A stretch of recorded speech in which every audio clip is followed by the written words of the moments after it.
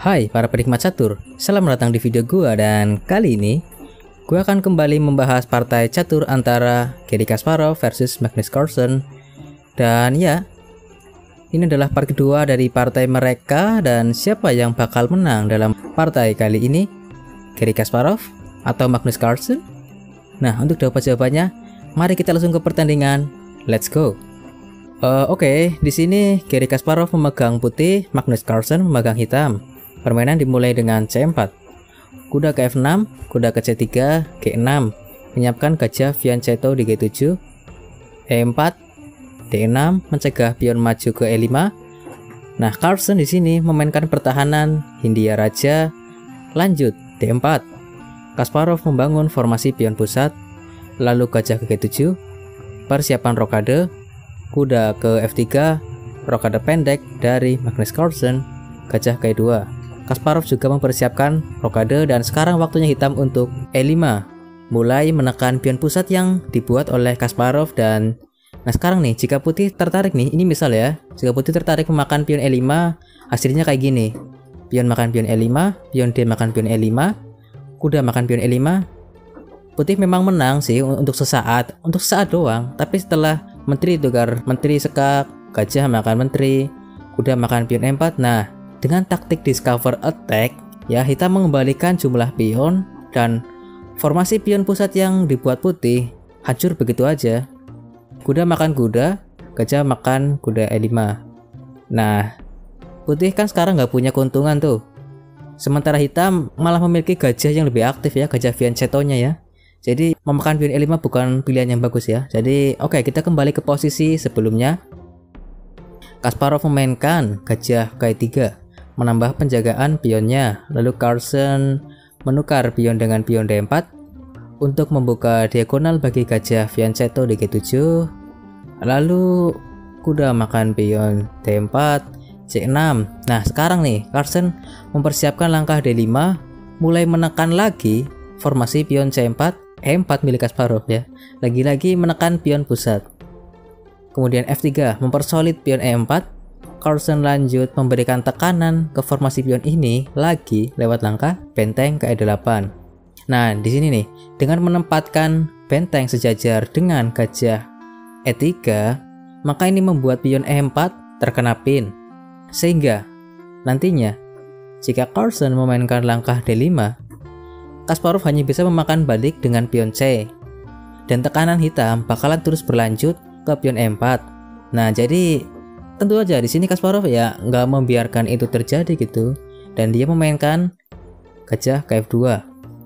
Kemudian setelah Carlsen D5, nah Kasparov sekarang bisa memakan dengan pion E, pion C tukar pion D5. Dan nah di sini bagian penting nih, Kasparov memajukan pion ke C5. Nah langkah C5 ini mengandung strategi teman-teman. Strateginya adalah menghindari pertukaran pion D ke pion C, membuat pion D5 menjadi pion yang terisolasi atau dalam istilah Inggrisnya isolated pawn. Nah, isolated pawn inilah yang nantinya bakal jadi target atau objektif serangan dari Kasparov. Serangan Kasparov itu awalnya itu dimulai dari pion ini, pion D5 ini. Kita akan lihatlah di langkah berikutnya. Oke, lanjut. Kuda ke C6, lanjut mengembangkan perwira. Kasparov rokade pendek. Kuda ke H5 dari Carlsen. Carlsen membuka ruang untuk gajah fianchetto ikut menyerang dan menuju ke petak F4, menyerang gajah E2, dan Kasparov langsung mencegah langkah ini dengan menteri ke D2. Nah, langkah menteri ke D2 ini selain mencegah rencana hitam nih ya, langkah ini tuh menghubungkan kedua bentengnya dan memberi ruang bagi benteng di petak D1 untuk mulai menekan pion D5. Pion D5 adalah bagian dari strategi Kasparov. Lanjut Carlsen gajah ke E5, meneruskan rencananya kuda ke F4, G3 mencegah kuda ke petak F4, gajah ke E3 menyerang benteng di F1, benteng F ke S1. Nah, ini nih penting banget juga ya. Kasparov menempatkan bentengnya itu sesuai dengan tugasnya masing-masing. Petak D1 akan diberikan ke benteng A, sementara benteng ini ditugaskan untuk menambah penjagaan gajah di petak ini nih. Dalam catur memang harus gitu sih. Antara perwira itu harus ditugaskan dengan ya ada perannya masing-masing gitu. Jadi harmonis ya posisinya. Oke, permainan berlanjut. Kuda ke G7. Carlsen membawa kudanya untuk melakukan manuver ke E6. Dan Kasparov sesuai rencana, benteng A ke D1. Kasparov mulai menekan pion D5. Langkah selanjutnya adalah kuda ke B5 menuju ke D6. Dan Carlsen di sini sebenarnya perlu sih untuk mencegah langkah kuda ke B5 ini ya. Tapi ya dia malah membiarkan kuda ke B5. Dia memainkan benteng ke C8. Oke, dibiarkan. Jadi Kasparov memainkan kuda D ke B5. A6 menyerang kuda ke D6. Nah, menggarpu kedua bentengnya. Jadi ya mau nggak mau Carlsen menukar gajah dengan kuda. Nah, misi pertama sukses. Ya, misi pertama sukses. Misi Kasparov berhasil nih menukar kuda dengan gajah petak gelap, fianchetto gajah, yang mana gajah ini adalah senjata utama hitam dalam pertahanan Hindia Raja. Dan ini nggak bagus lah, bukan kabar yang bagus. Kemudian pion C tukar pion D.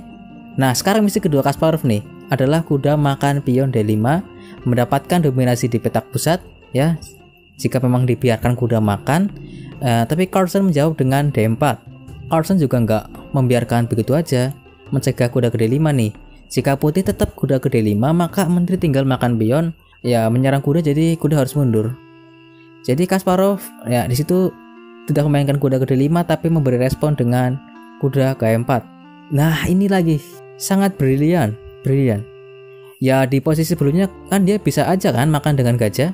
Tapi gini bro, jika dia langsung makan dengan gajah, maka menteri langsung makan pion D6 dan ya udah gitu, nggak terjadi apa-apa. Iya. Tapi ini di posisi ini ya, setelah kuda melangkah ke E4, setelah Carlsen gajah ke F5 mencoba menghilangkan penjagaan di petak di pion D6, maka Kasparov sudah bisa memulai taktik loh bro. Taktik, iya, ada taktiknya dari langkah kuda E4 tadi. Apakah kalian bisa menebak taktik dari Kasparov? Gue langsung kasih tahu aja nih. Jawabannya adalah D7 BM. Oke, ini sekarang jika dimakan nih dengan menteri misalnya, maka kuda ke F6 sekak seter. Ya nggak bisa. Jadi Carlsen terpaksa gajah makan pion D7. Dan ini dia poin dari strategi Kasparov. Sekarang ya, gajah itu menutupi menteri. Kemudian sekarang barulah waktunya gajah makan pion D4, memberi ancaman garpu di petak F6. Carlsen menukar kuda dengan gajah, menteri dengan gajah, dan sekarang malah Kasparov punya dua ancaman nih. Ancaman pertama di petak F6, garpu ya. Kedua, ancaman gajah di D7 menang 1 perwira. Nah, jadi ya dari dua pilihan itu sih harusnya si Carlsen sih pilih menyelamatkan gajah ya, karena 1 perwira jelas lebih penting dari kualitas. Tapi entah kenapa gue nggak tahu, entah karena nervous atau apa, Carlsen tuh memilih menyelamatkan kualitasnya dengan kuda ke F5. Tentu Kasparov menteri makan gajah, menteri ke B6 sekak, raja ke H1 menghindar dari sekak, benteng E ke D8 menyerang menteri ke E4. Nah, Carlsen sudah kalah nih 1 perwira, tapi ya dia pengen melanjutkan permainan. Oke, benteng makan benteng D1, menteri makan benteng ke-1. Dia makan dengan menteri karena gini, setelah Carlsen memakan pion, menteri ke B1. Nah, ini dia. Kasparov ingin mengajak pertukaran menteri supaya ya lebih gampang tugasnya ya, kalau nggak ada menteri di papan gitu. Lanjut Carlsen benteng ke C2, menteri makan menteri, benteng makan menteri, gajah ke C4, kuda ke D4 menyerang pion, benteng ke E3 menjaga pion, dan nah barulah di posisi ini Carlsen menyerah. Dan untuk part kedua kali ini yang menang adalah Kasparov.